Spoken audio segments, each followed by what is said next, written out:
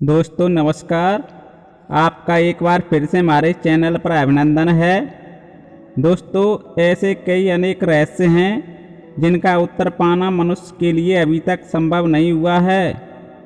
उन्हीं रहस्यों में से एक है मृत्यु के तुरंत बाद आत्मा के साथ क्या क्या होता है। लेकिन हिंदू धर्म ग्रंथ गरुड़ पुराण में इस रहस्य के बारे में बताया गया है। गरुड़ पुराण में बताया गया है मृत्यु के बाद आत्मा को कैसा लगता है, आत्मा क्या करने की कोशिश करती है और कहाँ जाती है। यमदूतों के द्वारा पापी आत्माओं को किन किन मार्गों से ले जाया जाता है, किन आत्माओं को स्वर्ग या नरक मिलता है, ये सब जानने के लिए हमारे वीडियो को अंत तक देखिए, आपको पूरी जानकारी मिलेगी। वीडियो पसंद आए तो लाइक करें और घंटी वाली बटन अवश्य दबा लें, जिससे आपको हमारा वीडियो सबसे पहले मिले। नई नई जानकारी प्राप्त करने के लिए मेरे चैनल को सब्सक्राइब कर लें। तो चलिए जानते हैं मृत्यु के तुरंत बाद आत्मा के साथ क्या क्या होता है। गरुड़ पुराण के अनुसार मृत्यु के बाद जब आत्मा शरीर से निकलती है तो कुछ समय के लिए अचेत अवस्था में रहती है। आत्मा को कुछ इस तरह का अनुभव होता है जैसे कोई मनुष्य बहुत परिश्रम करने के बाद खुद को थका सा या गहरी नींद में महसूस करता है। लेकिन कुछ समय बाद आत्मा फिर से सचेत हो जाती है। उसके साथ क्या घटित हुआ है इस बात का अनुभव उस आत्मा को नहीं रहता और वह उसके बाद भी पहले की तरह सामान्य व्यवहार करती है। वह आत्मा अपने परिजनों को पुकारती है, उनसे कुछ कहना चाहती है, लेकिन कोई उसे देख या सुन नहीं पाता। उसकी आवाज़ बस उसी तक रहती है। ऐसे में आत्मा घबरा जाती है। वह आत्मा चलती फिरती है, अपने हाथ पैर हिलाती है। वह मानती ही नहीं कि वह मर चुकी है। उसे लगता है कि वह सपना देख रही है। उसका भ्रम तब मिटता है जब वह फिर से अपने शरीर में घुसने का प्रयास करती है, लेकिन सफल नहीं हो पाती, क्योंकि यमराज के दूत उसे शरीर में प्रवेश करने से रोकते हैं। शुरुआत में आत्मा के लिए मुश्किल होता है, लेकिन धीरे धीरे आत्मा भी यह स्वीकार कर लेती है कि शरीर से बिछड़ने का समय आ गया है। आत्मा अपने कर्मों को याद करती है। वह अपने परिवार वालों और सगे संबंधियों को रोता बिलखता देखती है।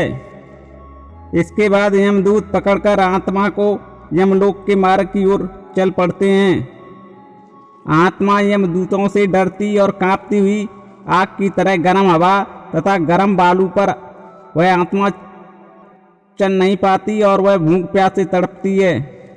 तब यमदूत उसकी पीठ पर चाबुक मारते हुए उसे आगे ले जाते हैं। वह आत्मा जगह जगह गिरती है और बेहोश हो जाती है, फिर उठकर चलने लगती है।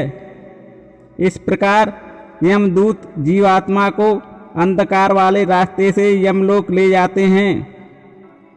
गरुड़ पुराण के अनुसार यमलोक 99,000 योजन है। वहाँ यमदूत पापी जीवों को थोड़ी ही देर में ले जाते हैं। इसके बाद यमदूत उसे सजा देते हैं। इसके बाद वह जीवात्मा यमराज की आज्ञा से यमदूतों के साथ फिर से अपने घर आती है। घर आकर वह जीवात्मा अपने शरीर में पुनः प्रवेश करने की इच्छा करती है, परंतु यमदूत के बंधन से वह मुक्त नहीं हो पाती और भूख प्यास के कारण रोती है। पुत्र आदि जो पिंड और अंत समय में दान करते हैं उससे भी प्राणी को तृप्ति नहीं होती, क्योंकि पापी लोगों को दान श्रद्धांजलि द्वारा तृप्ति नहीं मिलती। इस प्रकार भूख प्यास से युक्त होकर वह जीवात्मा यमलोक जाती है। जो पापात्मा के पुत्र या परिजन आदि पिंड दान नहीं देते हैं तो वह पापात्मा प्रेत रूप हो जाती है और लंबे समय तक सुनसान जंगल में रहती है। गरुड़ पुराण के अनुसार मनुष्य की मृत्यु के बाद 10 दिन तक पिंडदान अवश्य करना चाहिए। उस पिंडदान के प्रतिदिन 4 भाग हो जाते हैं।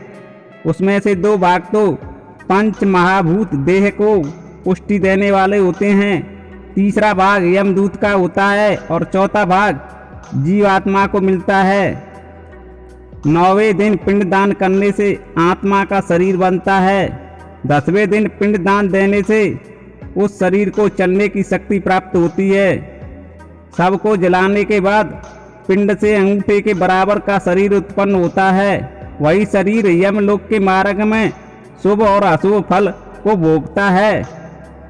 पहले दिन पिंडदान से सिर, दूसरे दिन के पिंडदान से गर्दन और कंधे, तीसरे दिन के पिंडदान से हृदय, चौथे दिन के पिंडदान से पीठ, 5वें दिन के पिंडदान से नाभि, छठे और 7वें दिन के पिंडदान से कमर और नीचे का भाग, 8वें दिन के पिंडदान से पैर, 9वें और 10वें दिन के पिंडदान से भूख प्यास आदि उत्पन्न होती हैं। ऐसे पिंड शरीर को धारण कर भूख प्यास से परेशान आत्मा 11वें और 12वें दिन का भोजन करती है।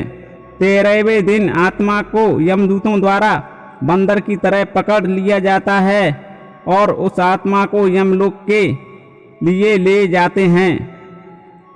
यमलोक तक पहुंचने का रास्ता वैतरणी नदी को छोड़कर 86,000 योजन है। 47 दिन लगातार चलकर आत्मा यमलोक पहुंचती है।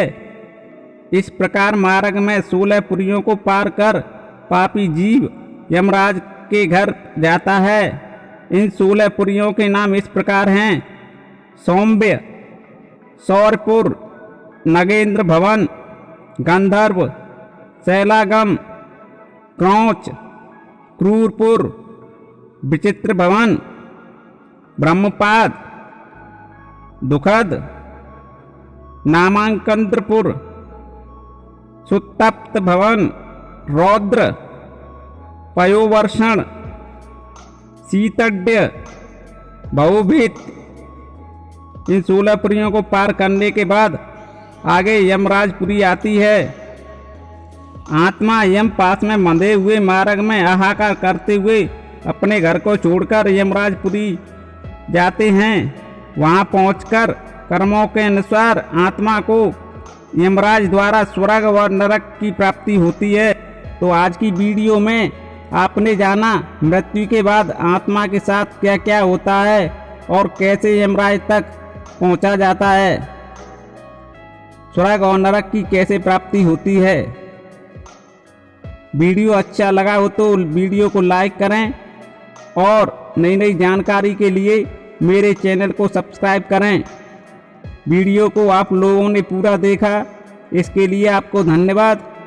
जय श्री राम, जय सीता मैया।